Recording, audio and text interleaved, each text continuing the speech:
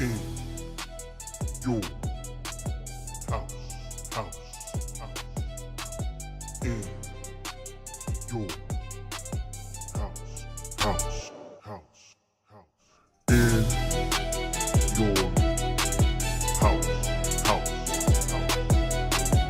in your house, house, house, house.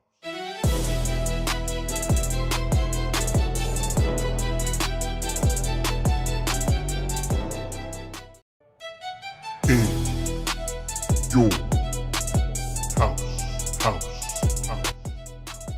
In your house, house, house, house.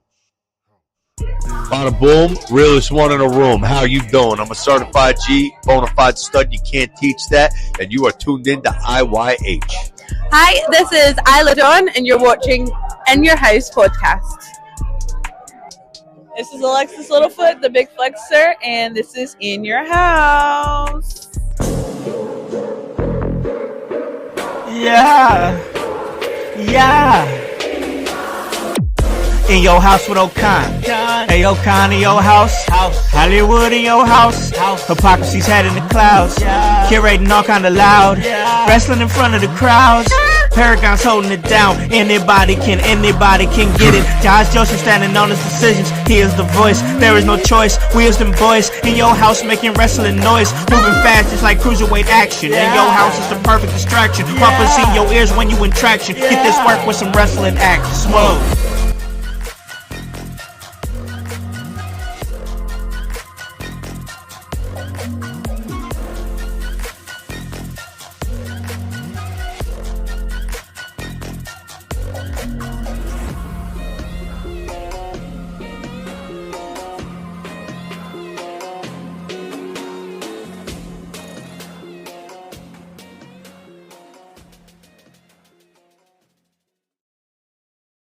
What is up, guys? What is cracking? It's the Con Man, and I'm in your house. You guys already know the vibes. Anytime we slide on through, we're here to give you that work when it comes to this professional wrestling business. And guys, it is Thursday. And first and foremost, before anything else, I'm on vacation, baby! I'm on vacation. I am off from the shoot for a week. And listen, even though I'm off from work, and I'm on vacation, I still got to give y'all that work right here on the AEW Dynamite review show. And hanging out with me like they do each and every week is my man over here. He's representing Gonzo Sports Room, Gonzo Wrestling Room. We just had a great UFC 329 watch along this past weekend, and I got to tell you, it really opened my eyes to you guys out there in the household and the want that you guys have for MMA and UFC content here at In Your House. And we see you and we hear you, and we're gonna make something happen. And as far as making things happen, there's no better man that makes things happen than the producer of the show. On Wednesdays we talk WCW, but every day he's the voice. Josh Joseph, what is up, man? How goes it, household? How are you doing, Tony's nurses? I hope you're well, because you got to keep them alive, keep that blood flowing. But yes, AEW fans, how are you doing? It was a pretty good Dynamite. Let's just start there. It was a fun time. We need some more of that. I like what you did at the beginning, Tony. I like what you did at the beginning. Tony Khan, not you, Tony. Your beginning, that's long ago. I can't speak about that. So, fans, I'm glad you're here with us, and let's talk some Dynamite. Absolutely, man, and we're going to jump into it here in a little bit because we're kind of moving some things around. So, like, pulling the curtain back, y'all, just for a second. I was watching the show last night, and I had just come off of a 10-hour shift, and I was running around doing dad stuff, going here, there, running kids to work or whatever. So I'm telling myself, listen, Con, you only got one more day left before vacation. Why don't you just lay down, chill out, and call it an early night? But I was like, damn, but I still got to watch Dynamite. So I made the mistake of watching Dynamite half asleep, And I'm just like, everything's terrible. This is awful. Also, at the same time, I'm having recency bias because we just came off of Beach Break, which was one of my favorite episodes of AEW Dynamite of this entire year. And I was just a grouchy sumbitch. That's what it was. I was a grouchy sumbitch. But I watched it again with fresh eyes this morning. And I gotta tell you, this episode, it was really story driven for sure, and they didn't go as heavy on the matches. And when I noticed that, I'm like, they kind of kept a good flow of this show here. The second hour really ramped up with the AEW International Championship match. Kyle Fletcher and Commander. That was an amazing match. I thoroughly enjoyed that. It also, thinking about it as well, it was great to see a hard worker like Maya World, and of course like Hyan as well. And then, even though I haven't talked good about him, I've talked real bad about him. The Divine Dominion, they got a chance to be in a main event, and I got to tell you, the biggest problem I have with the Divine Dominion is it seems like they're just two towering ladies that are there, and they have no purpose. I think I like the pairing with Mercedes Moné. It gives them some kind of purpose and something to do. So I might be turning around on the Divine Dominion in the coming weeks, but I'm going to give it to Voice here because he said, what are you guys talking about? This was a good episode. Voice, what were you digging about this episode about AEW Dynamite? Well, let's start off with what we've been screaming about here. And they had a tremendous Dynamite from the last week. It was the beach break episode.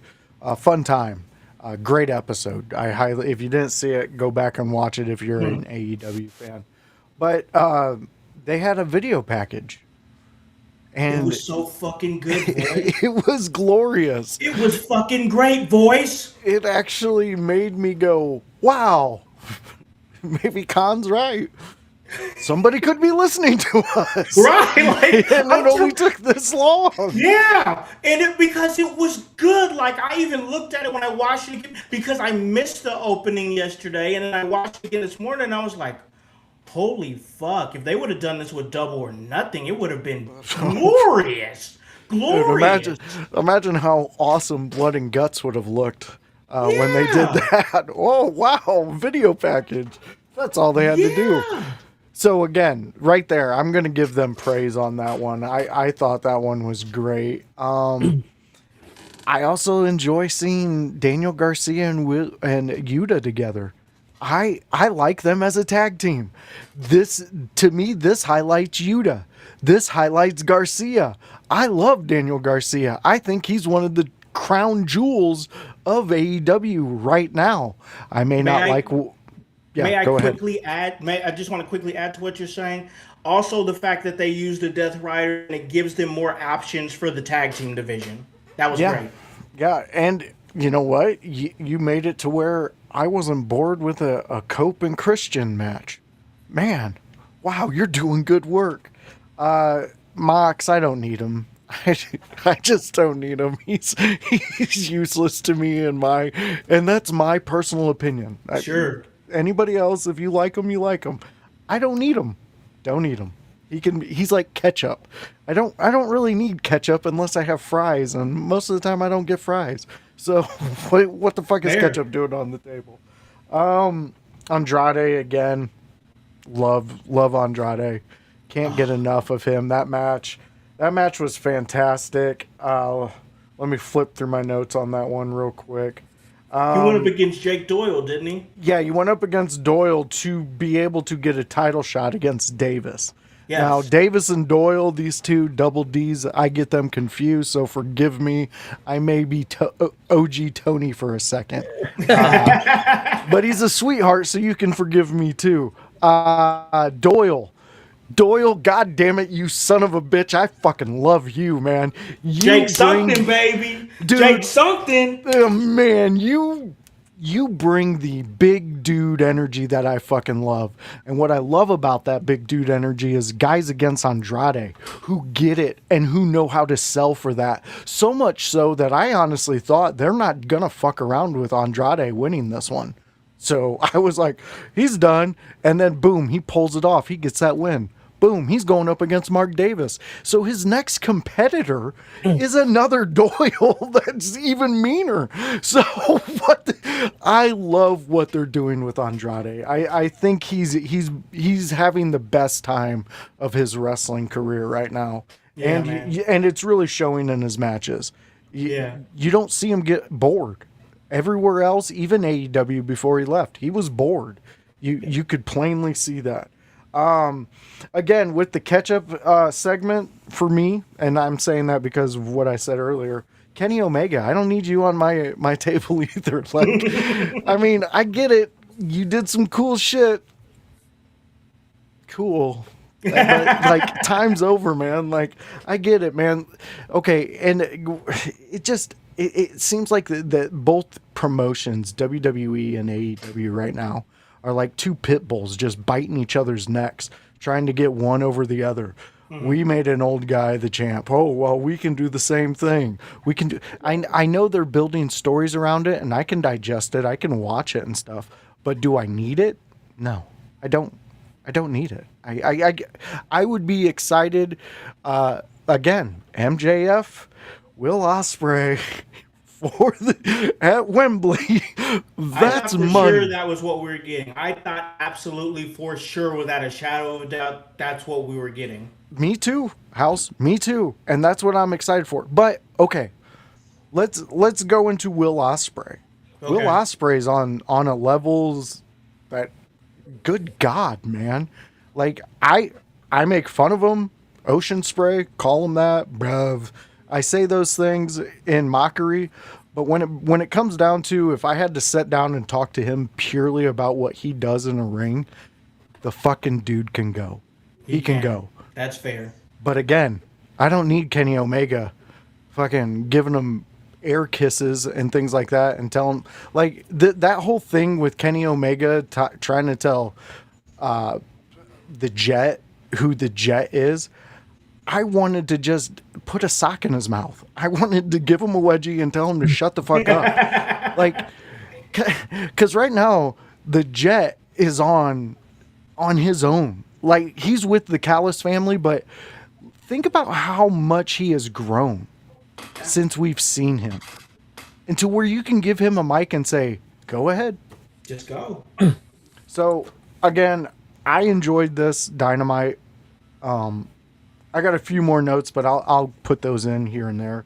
But at the end of the day, I think this was a good Dynamite, and I wasn't trying to be like a snarky asshole with you guys, but I did want you guys to give it another look, because I think I don't know what was going on in your world, Howse. I know you had that 10-hour shift, and I know what you do I know what you do for a living. So, and you're usually the most positive dude I've ever met. So when you were saying that, and I started rewatching it this morning, I just kind of looked around. Nobody was around me, and I was like, what the fuck were these two talking about? I was like, especially during the Andrade match. I'm like, that's why I had to rewatch it, man, because I was like, hold on, wait a minute. When I watch, that's why I said I was going to watch it again, because when I did, I was like, hold on, wait a minute. There were some good matches. Damn, there were some good promos. Damn, there was some story development. Like, there was some good things going on. So we're going to hit the chat, and then I have some thoughts. We got Brian Marks. He says, what's up, guys? What is up, brother? We got Big Glenn in the chat. He says, I forgive you guys. We love you, Big Glenn. We love you, man. And then also we have another comment here from Mean Metal Mike. We appreciate your consistency, man. You're newer, but we've seen you in the last few chats. He says, so Jericho is bringing back the Painmaker gimmick. Yeah, I'll say that. I thought the Painmaker thing was a little corny. Like, the promo was corny, for sure. One criticism I have, because we're not doing a Loves and Lows segment. We're doing something a little bit different today. But one criticism I had was like, of what they do with the camera work, period. It seems like that when the promo is done and the wrestler is just standing there after his promo is done, They keep the camera on them for way too long. You gotta get that awkward moment.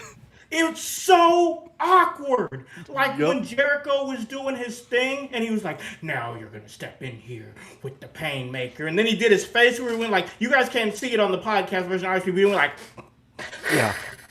like he was a vampire or some shit. I was like, okay, this has gone on way too long, and now it's cringy and awkward. They do that with so many promos in AEW. Yeah, so many promos, boys. They gotta get onto the camera, dude, about it. And to answer your question, Mean Metal, yes, I think they are bringing them. They are bringing them back. Yeah. But it's under the guise of that's how you're gonna stop a psycho killer. Well, Tommaso Ciampa's in his own bag, and you're not going to stop a psycho killer. Jason Voorhees still walks this earth. So does Freddy Krueger. He's in your nightmares. Jesus Christ, man. I swear. I listen, I love Jericho. But, man, I swear, it's like freaking... It's like freaking if The Undertaker and Jeff Hardy with face paint had a baby. Oh, my God. It's just... It's too much, man. It's too much. I hope at the end of the day, this is what we're doing to get Tommaso Ciampa over, because that dude is clicking on we are. Yeah, he's clicking on a different level right now. This is what happens when you get your own cruise. Sorry, Tony. I didn't mean to stop your going in. But when you get your own cruise, you get things like this, Taco Cat, things like that. And Jericho he loves attention. He's an attention whore. Yes, man. He gets on his knees for attention, just gobble, gobble, gobble. He loves it, dude. He loves it, dude. He loves and I love him for it. He knows how to generate a buzz. He does. He knows how to generate a buzz. And listen, we're going to get to Tony, but I have a couple of thoughts before we do that. First off, speaking of generating a buzz, I want to talk about the Jet Kevin Knight, because he is the buzz of AEW. Everybody in that locker room, for some reason, is talking about Kevin Knight. Do I need proof? Okay, I'll give you proof. Kenny Omega's talking to Kevin Knight. Hey, man, listen, this isn't you. You're a good guy. Then on the other side, you got Don Callis talking to Kevin Knight like, hey, no, I'm here for the best of your career. I'm creating a coalition of champions here. And then you got Speedball Mike Bailey talking to Kevin Knight. Well, I know you're a good guy, and I know that we can be friends again, and one day we'll be friends again, and I just know it. And you got Darby Allin wanting to whoop that ass. Darby Allin wants to whoop his ass. You know, you got Will Ospreay talking to him. All I'm saying is that Kevin Knight has slowly but consistently made himself into a centerpiece of AEW Dynamite. 100%. Everybody's talking about Kevin Knight. And then the last thought I have, and then we're going to get OG Tony's thoughts on the show, it's a question. Do you guys think, and I'll let OG answer first, and then we'll get to voice. Do you guys think there is a reality where Andrade becomes not only the national champion by defeating Dunkzilla Mark Davis, but cleaning out the entire Don Callis family and taking the international championship and the TNT championship, and Andrade cleaning out the Don Callis family and becoming a triple champion? Is there a reality where that could be possible?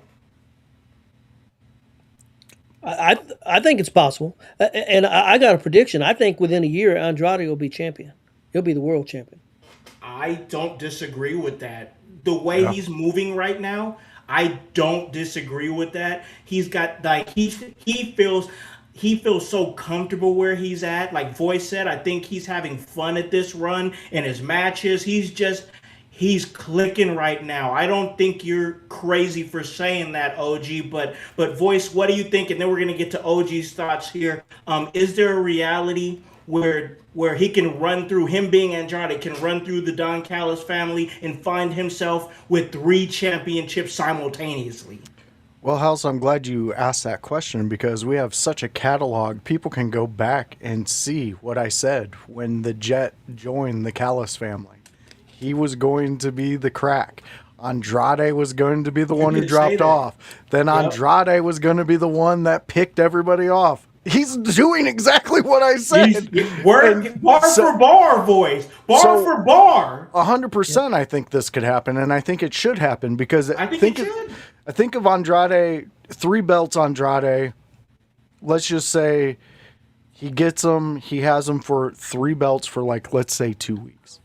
And then slowly he starts losing them. And then I think they go into what Tony said. And then that's, you want to hear my other thoughts on it? We got a catalog. Go back in time. Watch the Dynamite show. You're going to see me talk about exactly. I didn't say that, he got this title or this, things like that. But I you did were say in that direction. Yes. You were right in the direction that Andrade is in right now, voice, is exactly what you placed for him weeks ago. You just set the groundwork, and now I think there's a real reality where we can see him become a triple champion. I see you guys there in the chat, and we're about to get to you, but we got to get OG's thoughts here. He's been waiting long enough. OG, what were your thoughts on this episode of AEW Dynamite?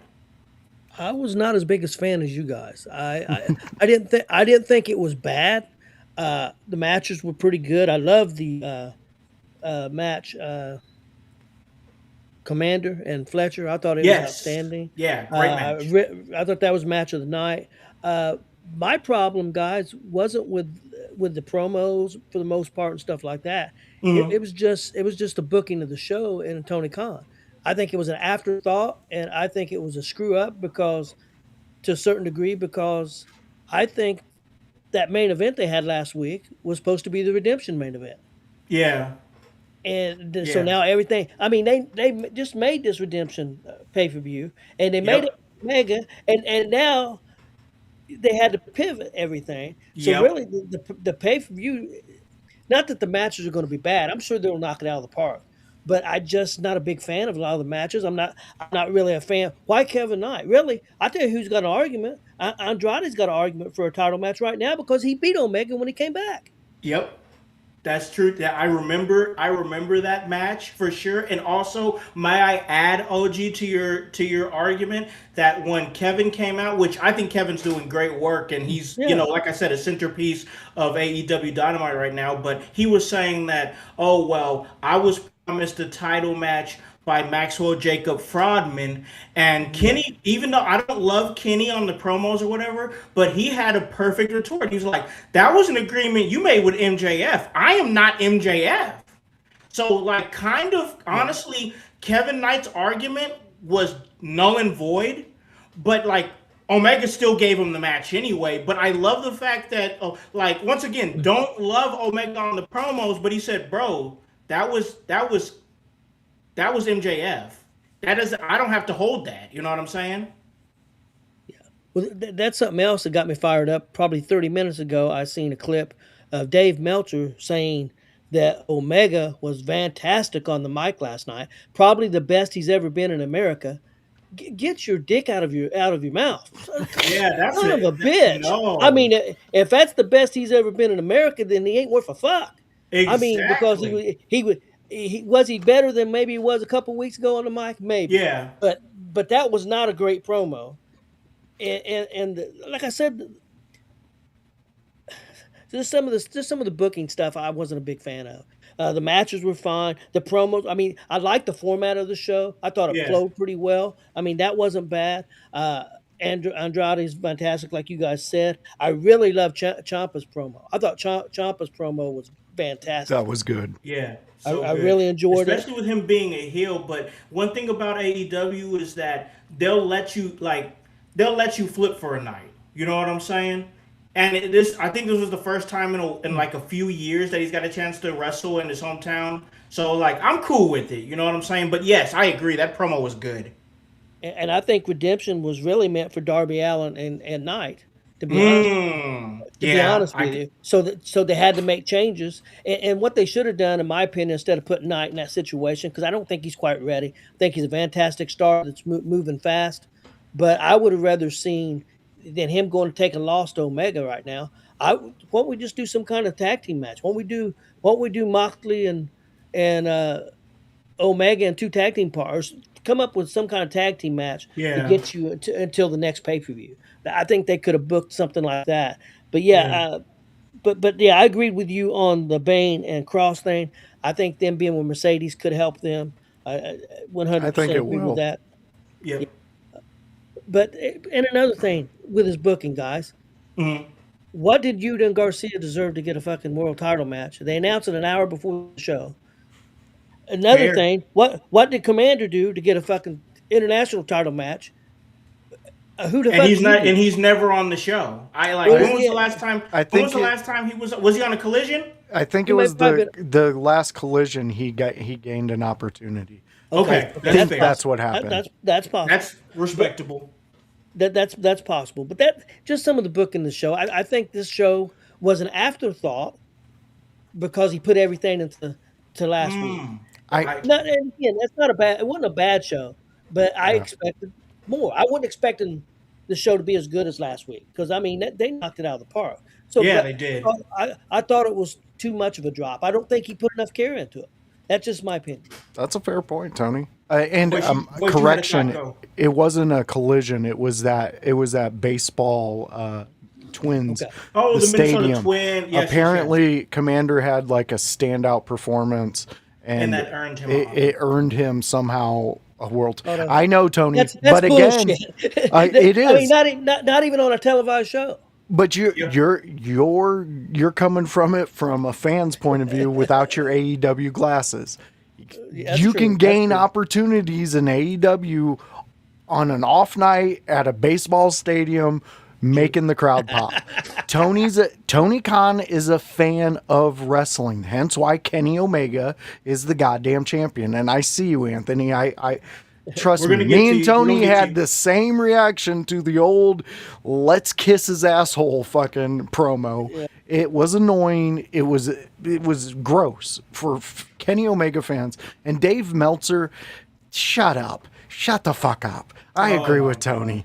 You know, it's ridiculous when you're saying that's Mick Foley levels right now. This is the best wrestling I've ever seen in my career. You were in Japan, for Christ's sakes, in the heyday.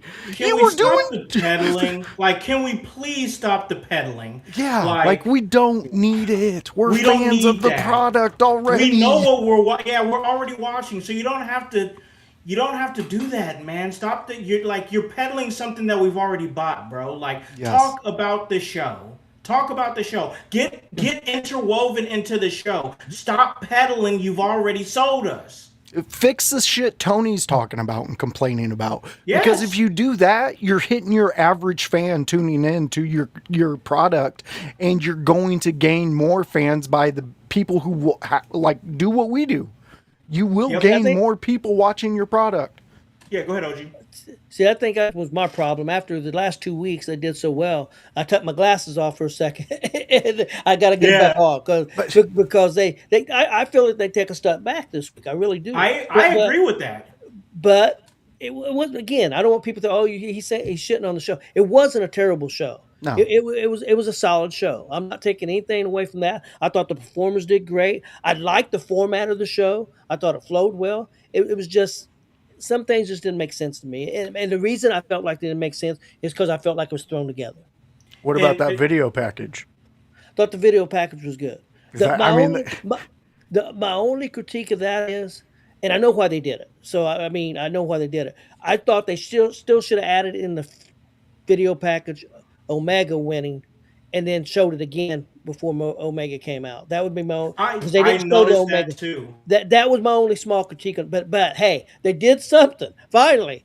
They after did. something big. We gotta give them I'm credit. I'm not going to bitch about it. I'm not going to bitch about it. So it sounds like to me, OG, that this show was okay for you, but the main thing that took you out of it was all the pivots because of what's going on with Redemption.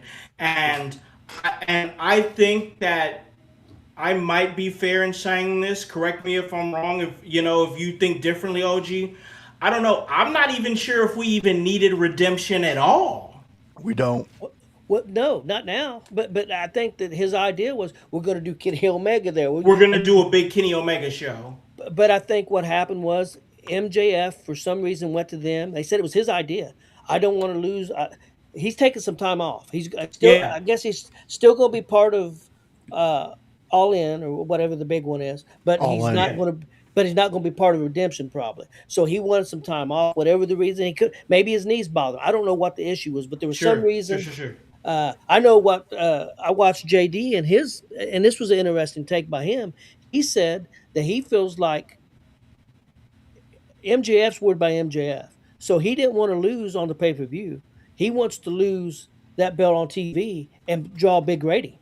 Because if Omega doesn't do good in the ratings after that, or if Ospreay doesn't do good in the ratings, it just ups his value. Yep. Hey, That's look, 200%. look at the ratings I got. You give them the ball, and they don't get the ratings I get. So he wanted to lose. He wanted to lose it on TV, and I thought that was a valid point. Something I didn't think about. But well, you can trace that back to when the whole thing with Darby Allin. Yep. When he got it, yes, we know they dipped, but we enjoyed it. We watched. We enjoyed that title run, but the ratings actually dipped. And it's just, if it happens again, it's proof in the pudding. Yeah, MJF is your golden goose. Yep. Oh yeah, no doubt. Yeah, I agree with that. So yeah, it seems like this. I'll be honest. I'm ready to get past Redemption. I'm ready to get past Redemption. Because I'm ready for, and it's just like OG has said so many times on this show since we started doing it, that one of AEW's biggest problems is consistency. Being able to give you a show. Now I'm gonna say this: they were due for a dip off. They were due for a dip-off, especially after last week being so high. They were due for a dip-off, but I think OG has a very valid point to say that, like, the dip-off they had was kind of staggering. Like, for me, last week was a 9. I gave last week a 9. I would give this one a 6.5. That's what I would give it. I give it a 7 because I thought there was still enough. I thought there was still enough on there that I enjoyed, but there was just some decisions made that, again, I think he was backtracking. He was trying to figure things out. He didn't have they made that decision to do that big show for whatever reason, and then he really didn't have a plan. Yeah. For afterward. That's what it seemed to me. That's what it seemed like to me. I mean, and we've talked about this multiple times. There's been multiple subjects that we've all talked about on this show for weeks and weeks, and they fix it after that. So let's start talking about booking. You know, I'm no scientist. I'm just the best damn bird lawyer you'll ever meet. And it just shows me that we need to talk about they need booking. You need someone booking. Can we get Mick Foley out in front of the mic and maybe utilize his mind or something instead of, because him being in front of the camera is not working for me. How will we know when his pets die? If he's not in front of a camera, man, how will we know? He's got to. I just feel like he might be better if he starts to assume more like falling in the background, like a Dusty Rhodes or something like that. I think Dustin Rhodes, Dusty's son, would be fantastic. The knowledge he's got. Oh God! Plus he trains and runs a school, so he knows what young talent is today. He's an old talent that knows the young talent. I think he would be a perfect guy to he's way better than Mick Foley. That's a way better pick. I didn't even think about Dustin.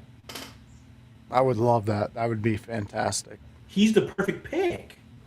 Somebody who's still active and still trains in tune with young talent. Everything OG just said, brilliant. Yeah. He knows how to highlight them. Yeah, for sure, absolutely. All right, we're gonna get Voice's rating of the show, and then we have some other things to talk about. What was you giving the show, Voice? You know, I can't give it what I gave it the last week. A big 9.3, I believe, was my highest. 9.3. Yep, highest rating you've ever given to Dynamite. And I can't give it a real low one because I did enjoy this one. I mean, there was some really good movement. So I'm going to stick with a 7.5. 7.5 for me. I think that, again, Tony did point out some really valid points. True. on what they need to work on. And booking is the key issue here. If we can get them rallied, I don't know, we can make a poster with like, Tony only has so many years left. Let's make sure AEW books right. We just need him to go out. I mean, it's probably going to be another 100, but you know, Tony, I love the way that you, even though I did make the comment about putting on the AEW glasses, I love how you know that we get so into it that we want them to be up at these levels. And then when they're not, it's like, especially after what we just seen at the last one. I mean, I understand where you're at, and I love that you recognize that. Yeah, most definitely. It's to me, you got to have these shows. I think the dip off was a little bit heavy, but you got to have these shows. All right, we're going to get to another subject here, but first, let's hit the chat. We got Anthony Manzano. He says he's given the show a 6 out of 10. He also asked, question, guys, but do you think Dustin wants to hang up the boots yet? We have to realize maybe his ego is not letting him realize that he's past it. You know what? I haven't heard Dustin speak. I also don't think that he's in the ring that much, and he does run a school, so yeah, maybe it'll be that time soon, but I don't think it's an ego thing with him anymore. I kind of think he's past that, to be honest. I don't think he's somebody who needs to be in a prominent storyline or needs to win titles. He just won the TNT title a few months ago and had a short run, and he was very grateful just to have that title, probably because it's going to be the last championship he ever wins in his career on this level, you know? So I don't think it's ego at all. I think Dustin is doing exactly what he wants to do, and that's just keep on going for the love of the game, and I think that that's pretty fucking great. I mean, I think it is. Hey, real quick on the booking thing, this might help. Something that I seen a little bit earlier, that in AEW, Sami Callihan is now working backstage at AEW. Sami Callihan is doing some backstage stuff at AEW. If that's true, that's a great get. That's a great get. Sami Callihan knows his shit. Like, I don't know I think OG might know about it, but I'm not sure about Voice, but Wrestling Revolver out of Dayton, Ohio, that's his promotion, and that promotion is fucking choice. Yep. No, Mean Metal. No. His knees are gonna, no. Well, brother. He was in the ring the other night, before show. He did like before. I think it was last week. Either last week or 2 weeks ago. He did a thing. I think he actually wrestled a match, or he just cleared the ring. But he wore a singlet and everything. He's wow. Yeah, you can go down to bars in the Carolinas and see Flair strutting around too. I mean, that's cool. That's true. I mean, don't mean he should be doing it. Yeah, don't mean he should be up there doing it. Man, that's true. That is true. All right. Speaking of things that we don't want people to do, or we don't want promotions to do, but they do it anyway because that's the business. As some news came out today, and it is AEW related, but it's also WWE related, and it really sparked a really good conversation in many different circles of professional wrestling, including in your house's circles. We talked about it, and that is the fact that WWE announced a new 14-date tour in the Midwest area in the fall, when we get to fall. And one of the big first off, they're gonna, on September 25th, WWE SmackDown makes its return to Indianapolis. So that's going to be a big event here for the city. I'm sure a lot of people that follow wrestling and in our wrestling community are going to pop out for a SmackDown. But that's not the big news. The big news is that the next night, that's September 26th, that we all know that has been announced, All Out. AEW All Out in Chicago has been announced for September 26th I already know for sure I'm going to be there for that. We've submitted media credentials, but In Your House will be in the building. So come hang out and come say hey to me and my people. We're going to be out there having a great time. It's my first ever AEW pay-per-view. But it is announced that WWE is going to be working with AAA, one of the hottest brands in wrestling today. AAA and WWE are going to be bringing Worlds Collide to Chicago, same night, same city as AEW All Out, and for one night, we got a war on our hands, boys. We got a war on our hands, and I'm here for all of it. In Your House is going to be in the mess of Chicago and wrestling war that's going to be going down there. AEW, WWE, and AAA. This is a play that we've seen WWE and TKO play before on All In. OG, what are your thoughts on this announcement that AAA and WWE Worlds Collide is going to be running same night, same city as AEW All Out? I think it's crazy, man. I think it's a big step. It's one thing to do a pay per view the same day or same night. That's one thing. But you're running the same city. Man. It's crazy. And another thing, originally I thought I read that it was going to be in a smaller place, but then I read that no, it's going to be at a bigger arena than what AEW's in. So Yep. it's not going to be just AAA and NXT. They're going to, they may bring some TNA people. They could bring in people with the promotion in Japan. They work with Noah. Who knows who they're liable to bring in? And I think there's going to be some WWE stars if they're going to do a big arena. And I know that a lot of AEW people are going to be pissed off about it, and I understand that to a certain degree. But from looking from a fan point of view, I think it's awesome because I love wrestling, I think it's great.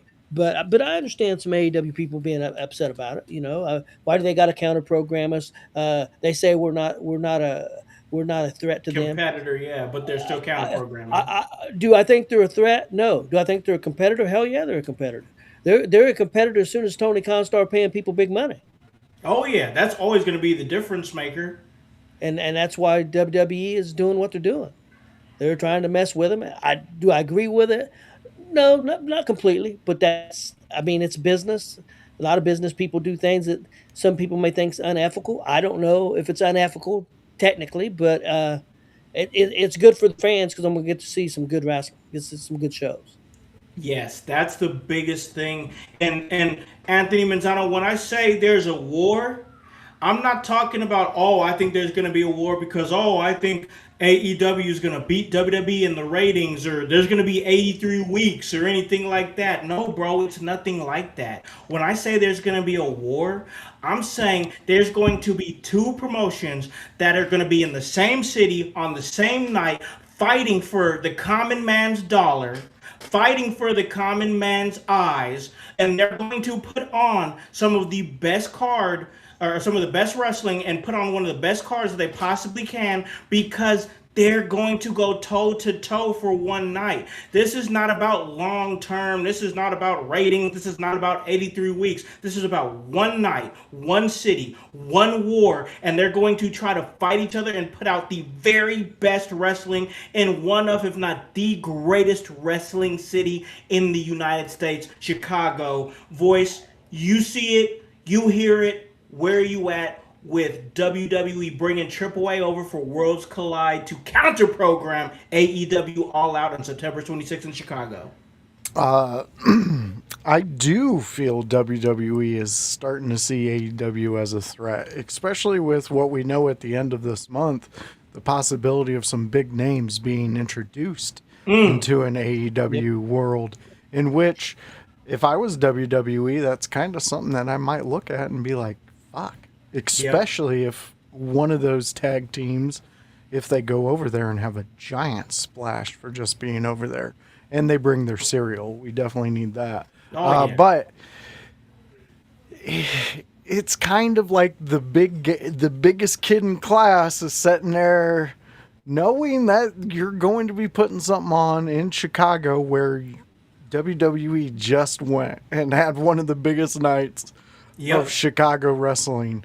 And it is great, though. I agree with you, Tony. It's fucking fantastic. The more wrestling, the better.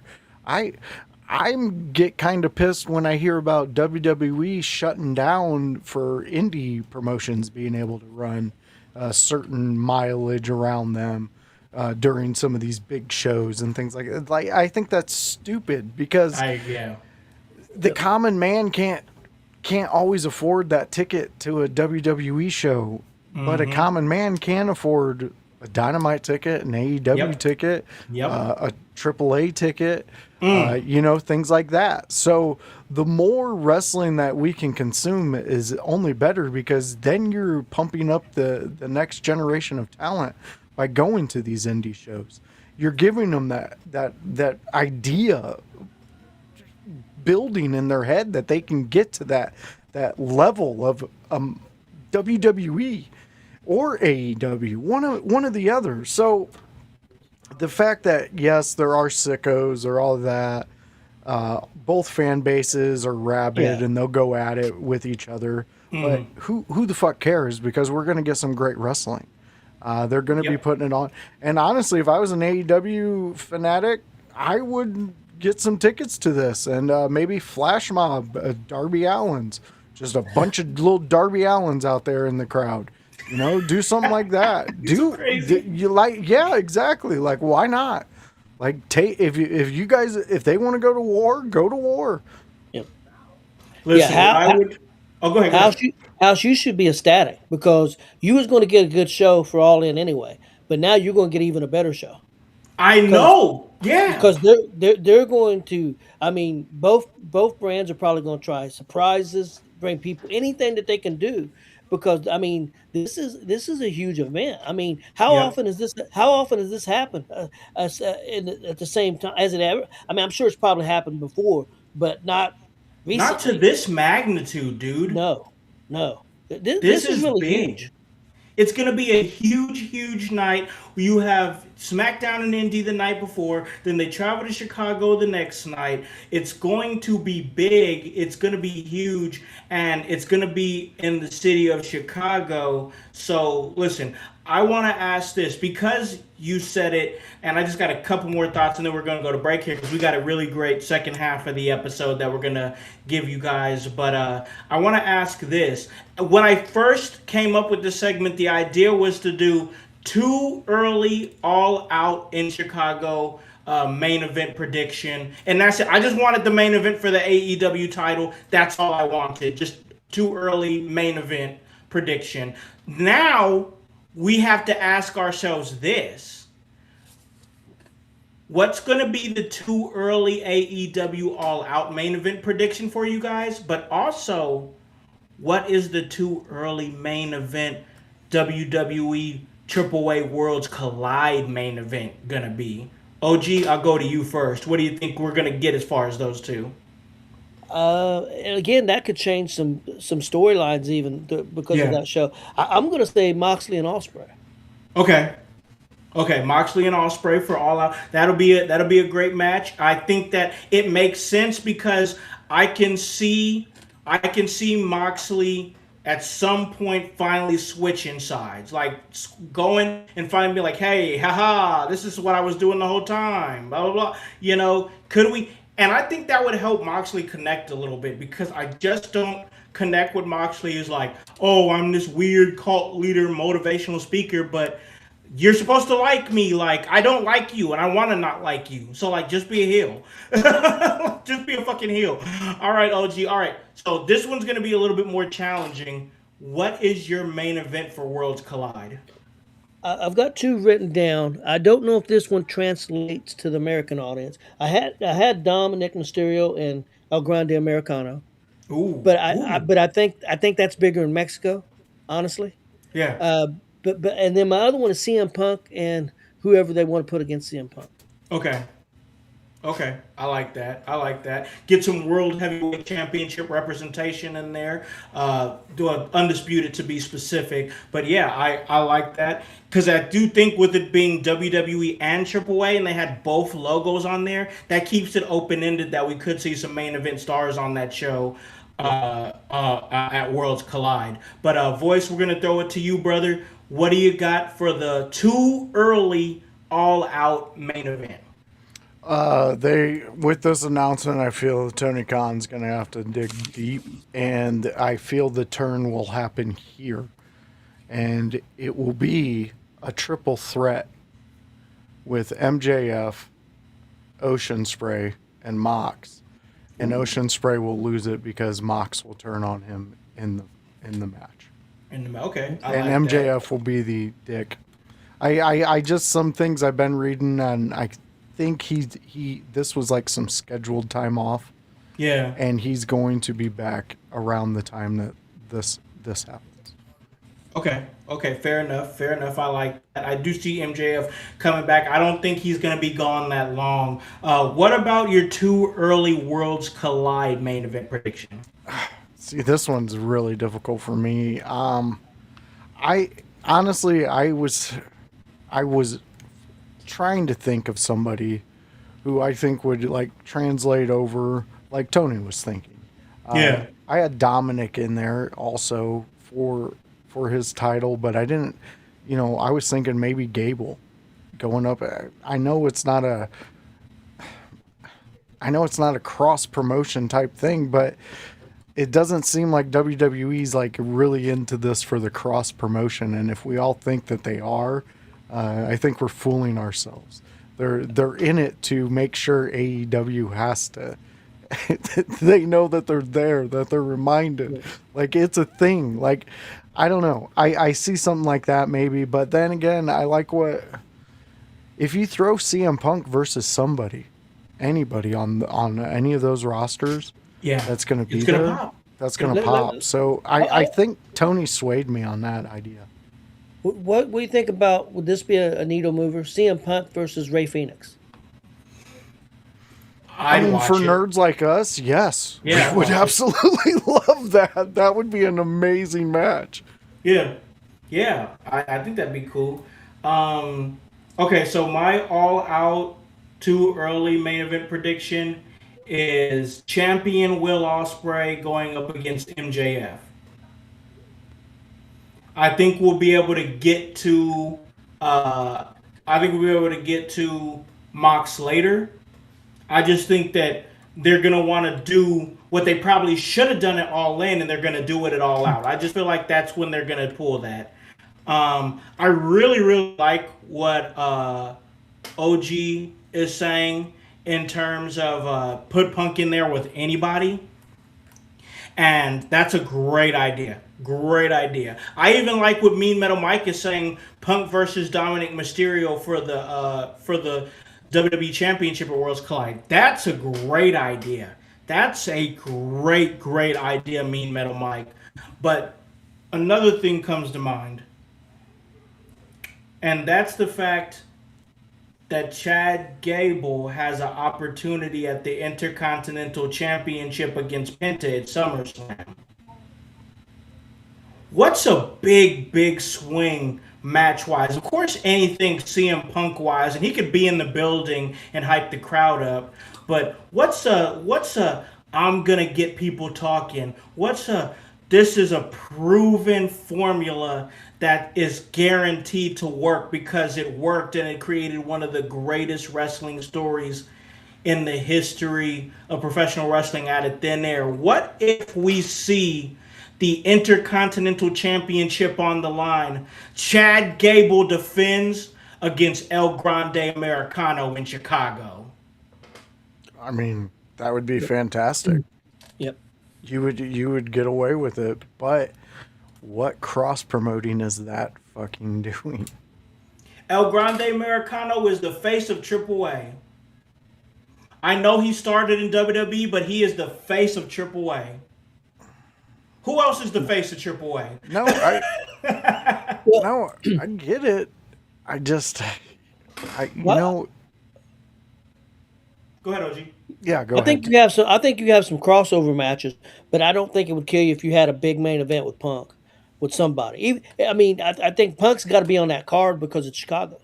For sure. What about if we are cross promoting, because I still like the idea of Mysterio and Punk. I think Mysterio and Punk is another like guarantee, because it's kind of like what Voice was saying. Like I said, I think that El Grande Americano is the face of AAA, but Dominic Mysterio is the AAA Mega Champion.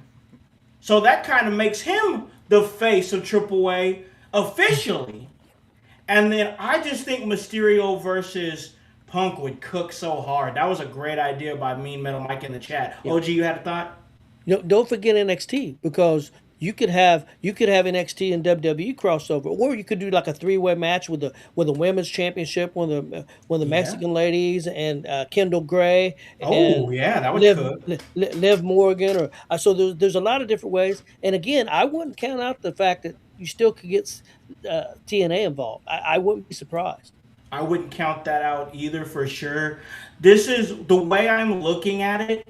In a roundabout way, it really feels like that Worlds Collide is WWE's Forbidden Door. Yeah. I can see that. Yeah, for sure. All right, we got a fun second segment here on In Your House, but first we are going to take a break.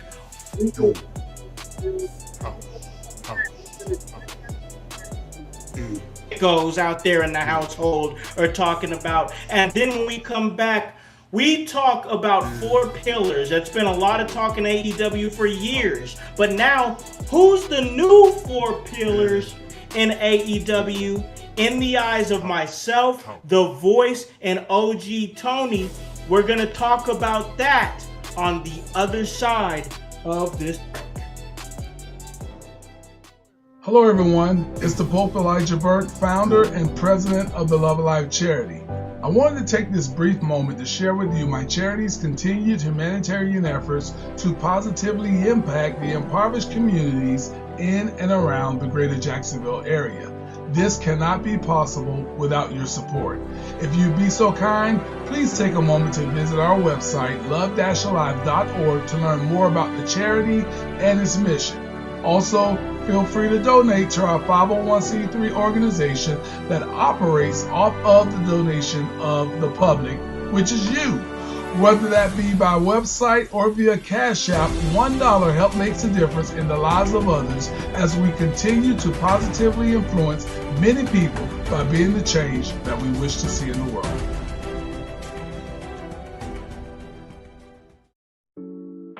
Welcome to the Brainbuster T-shirt website where your favorite podcast team in your house lives. Look at all these fantastic options you have. If you want that sweet hype, we got it. You want to be divinely designed at yours. Have you lost your voice? We have all that voice merch for you. Are you just a part of the household? We got that too. Brainbuster Tees is where our YH live.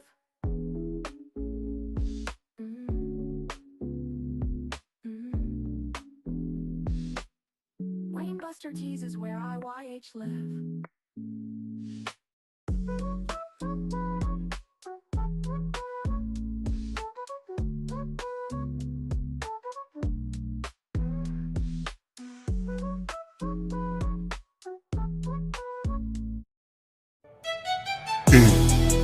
Hey guys, it's the executive producer of the In Your House podcast, Alakon the Con Man House, here to tell you on this commercial break to like and subscribe to In Your House on YouTube. Follow us on Facebook at the In Your House Wrestling Podcast. Subscribe on Twitch at Team IYH. And remember to follow us on Apple Podcasts and Spotify. And leave a review and 5-star rating. We thank you for your continued support. It all helps for us to stay charted and continue to give you that work.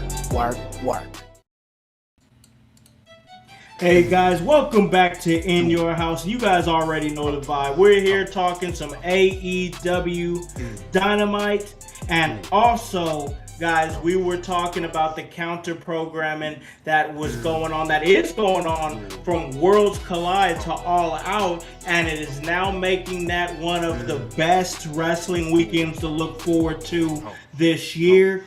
And guys, I got to tell you, I'm vibing and doing my thing. And we got to shout out to our sponsor there. Of course, that's Goalie Nutrition. And you guys can go to goalie.com and check out everything that they got going on there as far as their apple cider vinegar gummies. Guys, you can go there and put in promo code IYH to get 25% off all of their great products. And let them know In Your House sent you, and check out everything we're doing on Apple Podcasts, on Spotify, and of course on YouTube, Twitch, and Facebook Live as well. We have some more sponsors coming soon here to In Your House, so stay tuned for that. But listen, it is time for us to have a discussion, because we are in a time where I think that AEW is really, once again, the show wasn't great. I wouldn't say they knocked it out of the park, but one big thing that I think they're doing great that I think past promotions have made mistakes on before. WCW's made that mistake. I just watched the Dark Side of the Ring with TNA and Jeff Jarrett, and when things got dicey there with Dixie Carter, they made that mistake, and that mistake is too many old guys on big fat contracts and not enough focus on the youth movement and the young guys to make that product as great as it possibly can be. I don't think AEW is making that mistake, because I think there's many different young talents that are moving and doing great things. And for that reason, we have to have a discussion about who are the 4 pillars of AEW currently. Who are the 4 pillars of AEW currently? And it's a big question, because we know that the 4 pillars has been been discussion before. They had the 4 pillars that was MJF, Darby Allin, Jungle Jack Perry, and Sammy Guevara. Those were the original 4 pillars of AEW, and that was a hot discussion. Now you have MJF, who I believe exceeded expectations. Darby Allin, who became a cornerstone of AEW and a perennial main eventer. Jack Perry, who's pretty much trying to reinvent himself. He just signed a new contract with AEW and trying to kind of get back on that grind. And then Sammy Guevara, who's had flashes of top star potential but hasn't consistently reached the same level as the others, even though he's incredibly talented. But of course, some past things have troubled him in the past. Now we're past those 4 pillars. Now it's time to talk about a new 4 pillars. And we're going to get OG and Voice and Mind 4 pillars of AEW, and you guys can play it too. You guys can give your thoughts too. So here are the parameters that we came up with for the 4 pillars and how we're going to qualify them. You can pick 4 currently contracted AEW wrestlers. All selections must be 32 years old or younger. You may include only 1 current AEW World Champion. So, for example, if MJF were for whatever reason to still be AEW Champion, we know he's not, but this is just for the sake of argument. With him being under 32 and Tekla also being under 32, you can't pick Tekla and MJF in the same 4. You can only pick 1. So that's the parameters of that.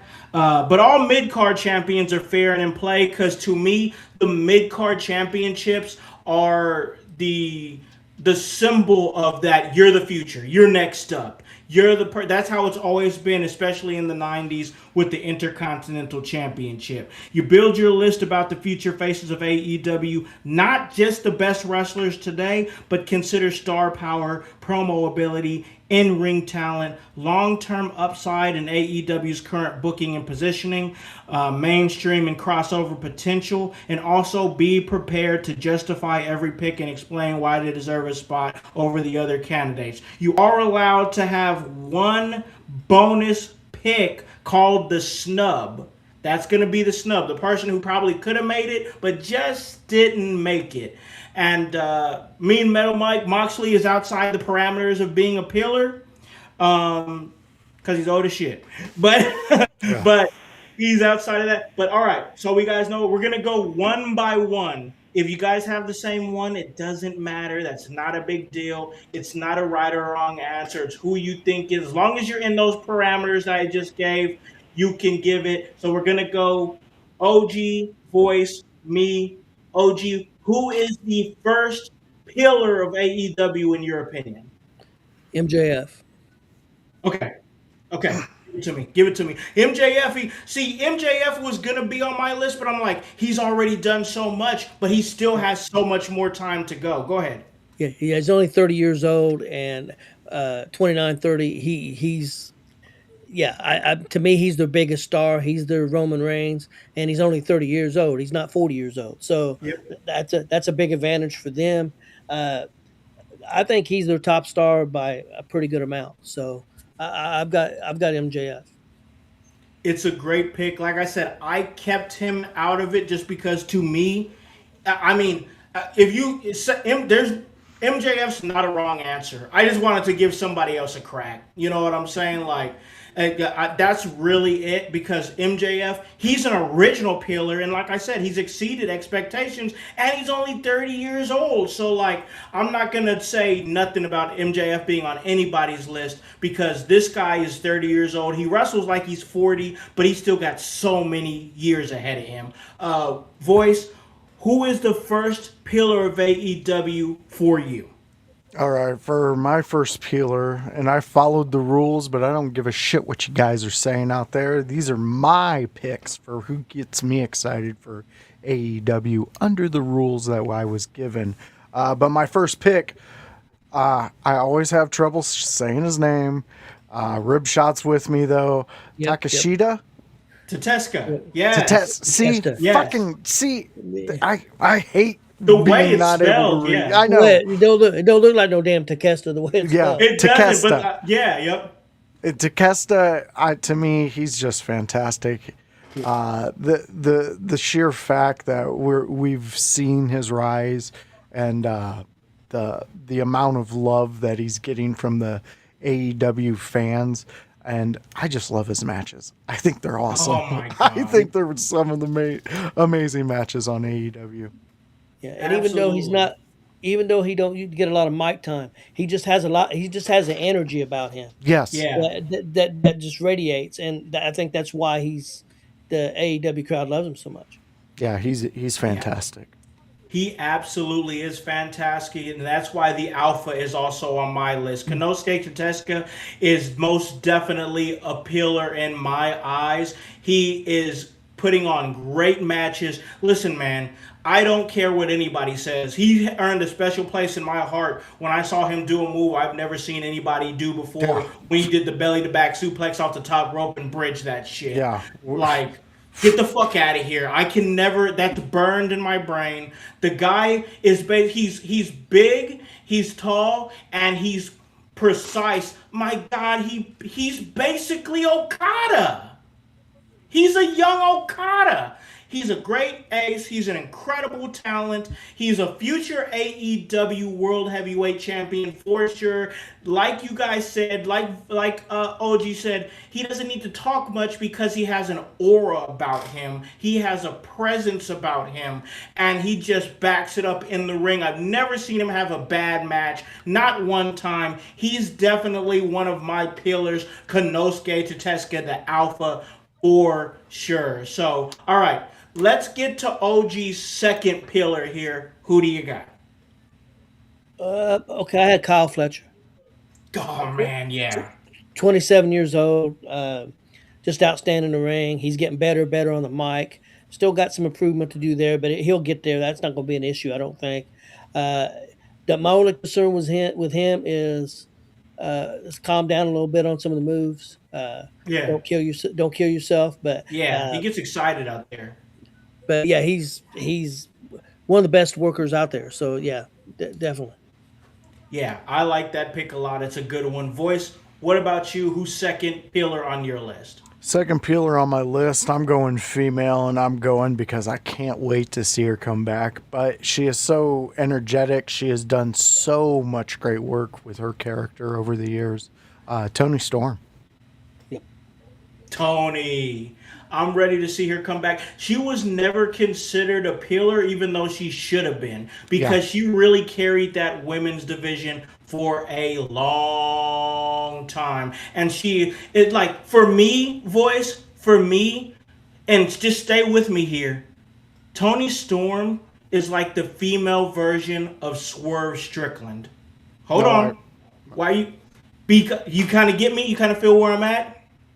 Because her and Swerve were both discarded in the WWE and came to AEW and did some of their best work.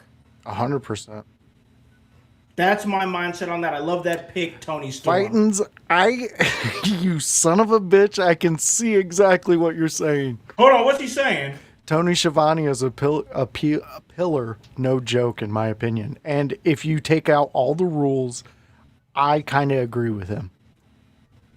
Expand. Because Tony Schiavone he's been a voice of wrestling for specific wrestling fans for so many years. And the fact that he's still around, and months ago we talked about how commentary needs to get back. We got old school Tony Schiavone. If you've listened to him to the past 4 weeks, Tony Schiavone has been holding up the play-by-play. He's also throwing in the humor that he's been known for throughout the years. Yeah. And then the interviews he gives, he still gives the Tony Schiavone, I know when to get the fuck out of here face, and he fucking leaves. Like, Tony Schiavone is a pillar when it comes to your commentary team. I know we shit on him a lot because we expect the greatness of him, and there's a lot of guys around him that have become our favorites over the years. He's a pillar because with that connection too with TBS. There you go. He was on TBS so long, so them being on TBS and TNT, it helps that factor. I mean, anybody that was a wrestling fan in the 80s and 90s know who Tony Schiavone is. Tony Schiavone is a pillar of credibility in AEW. Yeah. A pillar of credibility. I like that, and I like the argument. Okay, so we got to move on here because we got to wrap this up. My second pillar, Kyle Fletcher for sure. I think that he's putting on great matches. He's an amazing talent. Once again, like OG said, he needs some work on the mic, but I think that's why he has... I know that's why he has Don Callis there until he's good enough on the mic to go off on his own. Another future world champion, in my opinion, for sure. So, okay, OG, number 3. Yeah, I had Tony Storm, and I also got Takeshita. So, I'm pretty much with you guys. They were my last two. So, okay. Tony Storm has just been outstanding, and she wasn't discarded in WWE. The fact that she basically quit, and they didn't have to let her quit. She got upset with some of the stuff that Vince had her doing, which was ridiculous. I agree, pies in the face and bullshit like that. Yeah, and she's not against comedy, but it just didn't make sense. And she basically walked out. She walked out of the ring, walked through the crowd, and left, and didn't come back. And how did I forget that situation? Yeah, she was still under contract, and I think Triple H, because I think Triple H really liked her and wanted to use her, and said, hey, let her go, and so they let her go. So I think that people talk about misses. I think that was a big miss for WWE letting Tony Storm get out the door. I think it's a huge miss. Oh man, listen. I'm not going to argue with you on that because the proof is in the pudding. Look what she became. You know what I'm saying? So, all right, Voice, what about you? Who's next? Well, I'm going to go with one of the originals because I feel that he's about to turn over a new leaf and show us a completely well-rounded side of them as opposed to what we have seen before, and it's Jack Perry. Okay. I think Jack Perry's getting into a bag. I think we're about to see some of his best work coming up. I like it. I mean, there's a lot of people that were paying attention to where he was going to go when the contract came up, and now they've folded it into a story that it's I easy do like to that. digest, Yep. and he's gonna flourish in this. People can say what they want, but time will show you on this one. Hey, who knows? I think that, listen, I don't disagree with what you're saying, Voice, just for the main reason that they keep investing in him, right? Yeah. They're not re-signing him for no reason, right? Yeah. Because they see him as a long-term investment. He was an original pillar. They still want to keep that invested. So I dig that. Let's go to my number 3, which is the Jet, Kevin Knight. Kevin Knight, they put a tremendous focus on him. A tremendous focus. And like Voice said earlier, we've been able to watch this shit in front of our eyes in real time as this dude went from a mid-tier babyface in a go nowhere trios thing to becoming one of the biggest heels and talking points on freaking Dynamite. They're positioning him to be a top guy. Kevin Knight, the Jet, is either going to... And here's the thing. I think that the reason why they keep trying to put this story in here that, oh, no, you shouldn't be with Don Callis. Oh, no, there's a good guy in there. There's a good guy in there. They keep pushing this because one thing that I've always noticed in wrestling, one thing that they've always said in wrestling, and you guys might agree with me on this one too, is that you always have a great babyface run after you have a great heel run. And I think that we're gonna get a great babyface run out of Kevin Knight, and then he's gonna be one of the most exciting baby faces on the show after that. I think we're going to see that flip. So, yeah, Kevin Knight is my number 3. We got OG's number 4. He wrapped it up real nicely. We got to get him out of here in a minute. Voice, what about your last pillar? My last pillar is a tie between two people, and it's a male and a female, and it goes to Willow and Daniel Garcia. I think that both of these talents are talents that are going to go for so many years. Willow's going to take over the women's division and just be the face of women's wrestling in AEW. And I see that happening within this 1.5 to 2 years. She's going to be huge again. Daniel Garcia, though, like I love this dude. Both of these stars we've seen develop in front of our eyes. Daniel Garcia, I've liked him since he was goofy dancing to the point to where he's with the dipshit Mox. I like Daniel Garcia. Put him in any story, and the kid knows how to work. So both of these talents, Willow and Daniel Garcia, they came in fourth for me. I couldn't throw one out with the other. I get that. And Good shot. You're wild. Hey, Daniel Garcia is wild. And here's the thing. I love Daniel Garcia. I love his work. I think I just talked about him the other week when we talked about his entrance, and he came from the outside and like you hated how long it was, and I remember that conversation. But I just loved how hype he came out. Like he was ready to have a big fight against Swerve Strickland, and like I was ready to run through a wall for him that night because I just felt his energy in a real way. But my last pick is it's the Toxic Spider Tekla. It's her. I mean, I understand. She's the AEW World Women's Champion. Why would she be a pillar? Because she's the World Women's Champion in her first reign. Because she's still under 32 years old. Because she only signed with AEW in April of 2025. She's only been with the promotion a little bit over a year, and she's already a champion. What do you think she's going to do in the future for the next 10 years? In my eyes, Tekla is absolutely a pillar of AEW. No, she's made sure that the women's division didn't go under, and she did it very, very well. Dude, yeah, absolutely. All right, OG, do you have a last honorable mention? Yeah, I do, but it's not going to be a traditional one. I don't think they're there yet, but they should be, and I'll give you my reason. I think it should be the Rascals. I think that they're young, and the reason I say this, they could be your future of the tag team division, in your Yeah, trios division. So I really think they've got something there, and they're not using it. I'm hoping that changes though. But I really like the Rascals because they have that trios division. I think they're a perfect fit if they're used. absolutely. Use these guys for sure. Voice, what about you? Do you have any last like honorable mentions? I have an honorable mention, but it's because of their own doing of why they're not a pillar, and it's Okay. Chris Statlander.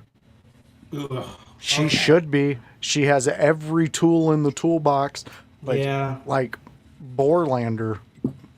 Yeah, I'm with. Oh, trust me, brother. You don't know how much I'm with you on. Oh, that. I know. I knew that one would tickle you a little bit. Yeah, for sure, for sure. As far as an honorable mention for me, it's really hard because you guys did a great job on picking what you guys picked, but I'm gonna throw one really far out here. And I'm going to go with, I think we're going to continue with the development. And we've seen it. She already main evented Maya World. Maya World is only 23 years old. She has a lot of time. She would, if she was going to be in my, if anybody was going to be in my honorable mention, looking at the fact that she had a good outing in that triple threat last night. She main evented. She's doing so much against Mercedes Moné. She's staying in the mix, and she's 23 years old, and she's doing this stuff. She's definitely my honorable mention for a peeler. Yeah, well deserved on that one. So that was fun. This was great. I enjoyed this. It was a good discussion. But let's get OG out of here, man. OG, where can they catch you and everything you're doing? Oh yeah, Gonzo's Sports Room, Gonzo's Wrestling Room. We'll be on the air here just a few minutes. I've got Face or Heel Pro Wrestling Talk at 8. At 10 o'clock, we've got Gonzo's Sports Room. Be talking the World Cup and NASCAR and a lot of stuff. Also, this Saturday, we'll be doing, over on our network, we'll be doing a watch along with Saturday Night's Main Event. Yes. At around 8 p.m. So check that out. Hey, guys, man, this has been a fantastic episode. This time flew by, man. I mean, it went quick. Man, I always have a blast chatting wrestling with y'all, man. Like, it's always a blast. And you're right, it went by quick, man. I can't believe we're already at almost an hour 30. That's crazy. But Voice, you do great work here in your house. You bust ass, bro. Where can they catch you and everything you're doing? All right, fans, always go and check out the In Your House website at inyourhouse.com. Go check us out. You can throw the wwws in there, but I think we're old enough. We all know that goes in the beginning. So go check us out there. You can see everything we do. Every new episode will be on there on the front page. All our friends, everything, blogs and merchandise. You can check us out there. It's a great place to go. But if you want to catch us live, come catch us here every Thursday at 6 p.m. where we talk what's that? AEW Dynamite. We just talked about it. We just had a great show. If you go to Tuesday, fast forward, boop, boop, boop, there we are. Me and Kevin Calloway and Bruzy, third chair added. Yes. He's got some great insights and some great takes. He had a JFK reference for some. It's a whole thing. Yeah. Go back and rewatch it. That's 6:15 on a Tuesday. If you like WCW and you want to watch things with me in house, well, come and by on a Wednesday at 6 p.m. where we watch WCW. It's a WCW watch along. It's a fun time. It's a great time. It's a me and house time, and you can be a part of it. You guys in the chat, you're fantastic. We love you. Sorry we didn't get to a lot of your comments, and yes, Anthony, we've seen a lot of your comments, but we addressed them. Maybe you didn't hear it, but we did address them. Yep. Again, go to the website, inyourhouse.com. Go check it out. It's a fun place to hang out and see what we're doing. Most definitely it is. I'll keep this tight here. www.inyourhouse.com, www.inyourhouse.com, www.inyourhouse.com. Go there, check out everything that we're doing. We have all the great stuff there. We got some great shows going on. Check out what they're doing. Gonzo Sports Room, Gonzo Wrestling Room. This Saturday, they're doing a watch along for Saturday Night Main Event. So check out what they're doing. It's going to be a great time. I'm going to try to hop in that chat while I'm on vacation, and I'm going to have a great time with my family. Next week on Monday, we're going to be starting off our IYH after shows. The after party is going to be coming this Monday after Monday Night Raw. I'll be on that show helping you get off the ground. We're going to do that. www.inyourhouse.com, www.inyourhouse.com, www.inyourhouse.com. Check that out. It's going to be great. We have some great shows going on for you guys. We love you guys out there in the household. We love OG Tony. We love Chris Gonzalez. They do great work, so check out everything that they're doing. For OG Tony, for the voice, Josh Joseph, and the whole team here at In Your House, I'm Alakana Khan Madhouse, here to remind you to tell a friend, to tell a friend, to tell a friend, to hop on this bandwagon. Get on or get gone, because the household is still going mighty strong. You guys have a great day and a great rest of your week. We'll see you next week. Peace. Dynamite, dynamite, dynamite, dynamite.